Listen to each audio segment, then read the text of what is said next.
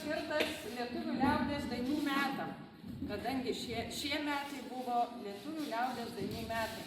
O kiti metai bus kanklių metai. Tai jeigu rems Lietuvos kultūros taryba, tai per folkloro festivalį kankliuosim ir kankliuosim. O jeigu nerems, tai rinksimės dieną naktį kankliuosim tuomet. Pasveikinčiau aš tėvelius ir mielus brolius seserelis.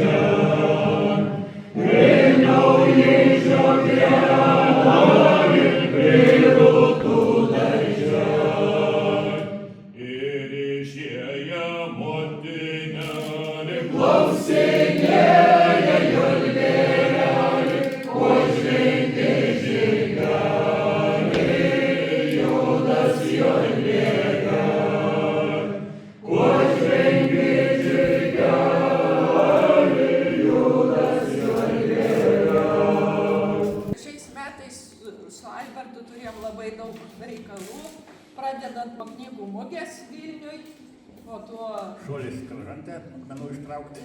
Kražantę pasimaudyti, ekspedicija akmenų parinkti, o paskui buvo kursai, kankliavims, kanklių gamyba, po to buvo Rokiškis ir dabar Kelmė su pinigų pristatymu.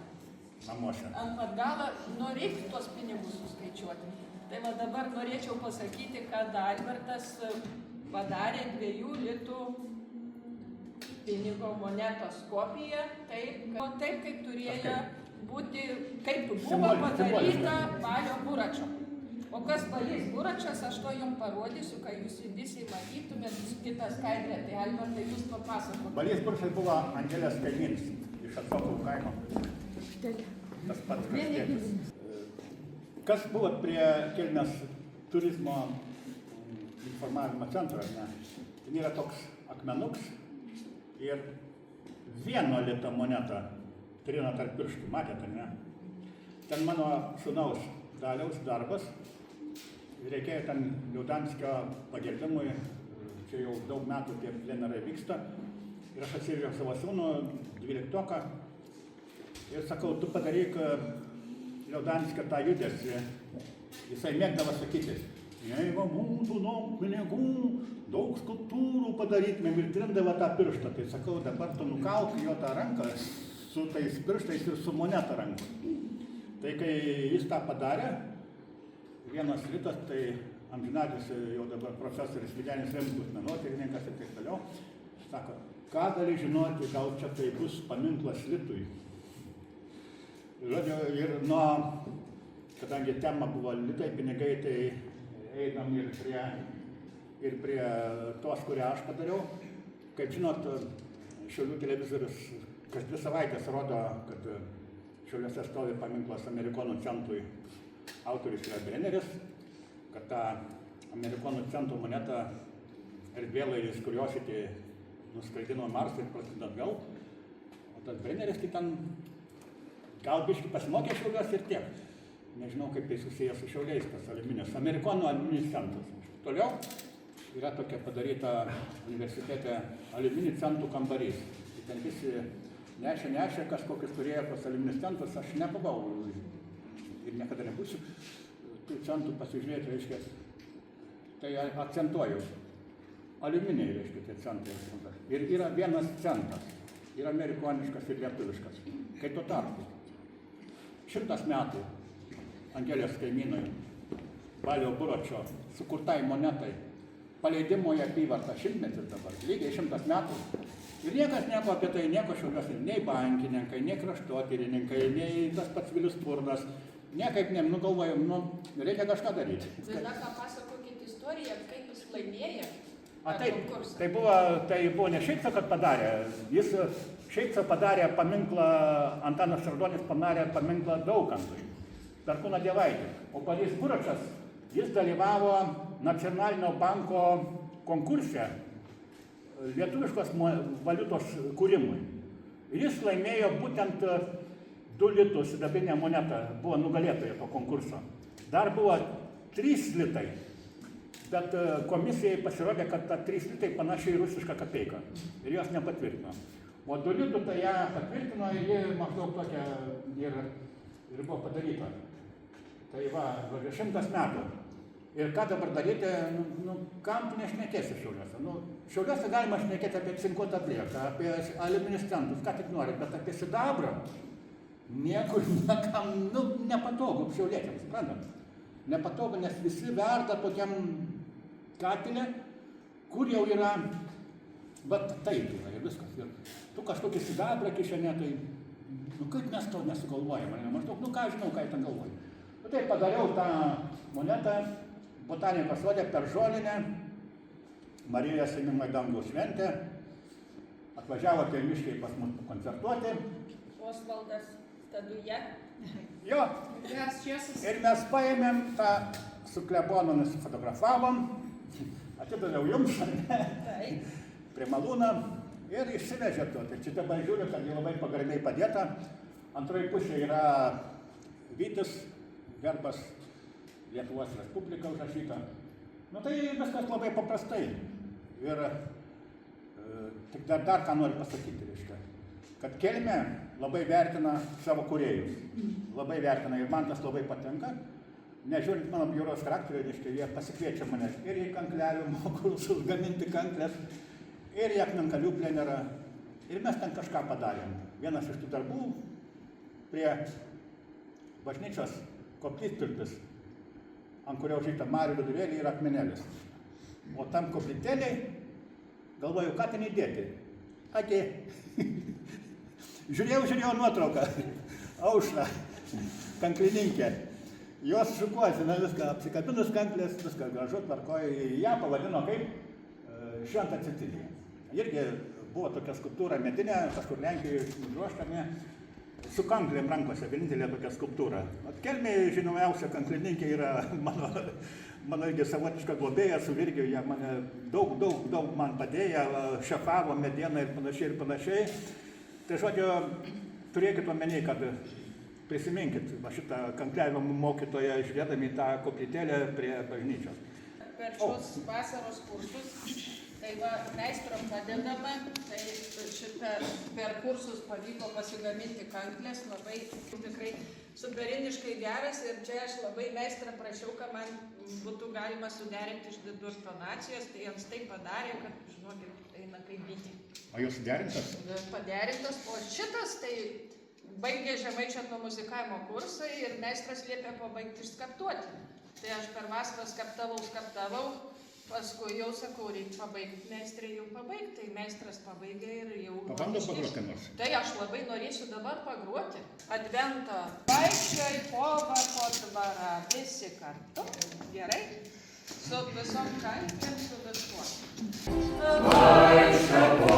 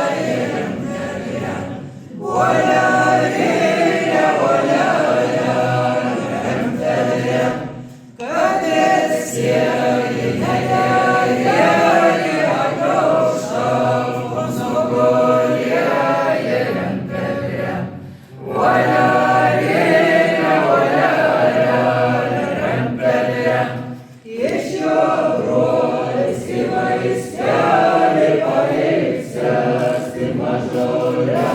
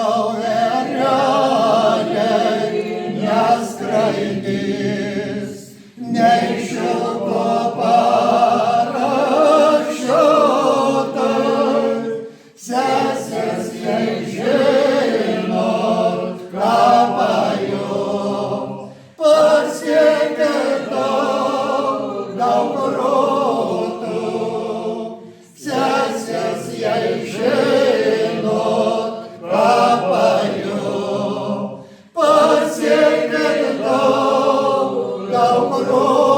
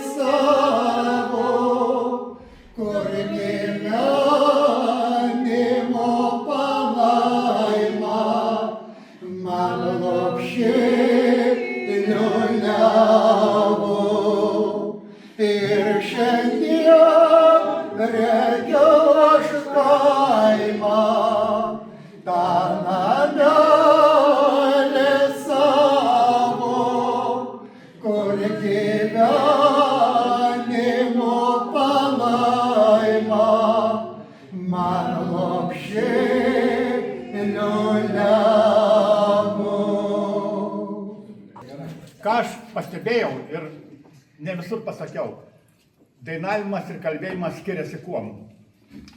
Kalbėdamas gali nusišnekėti, bet dainuojant turi pataikyti. Va čia yra viena iš pagrindinių Lietuvos problemų. Kad kalbėdami žmonės dažniausiai nusišneka ir susipyksta, ne? O dainuojant arba turi nutilti, arba pataikyti. O kaip pavyko mums? Tai ne tas žodis.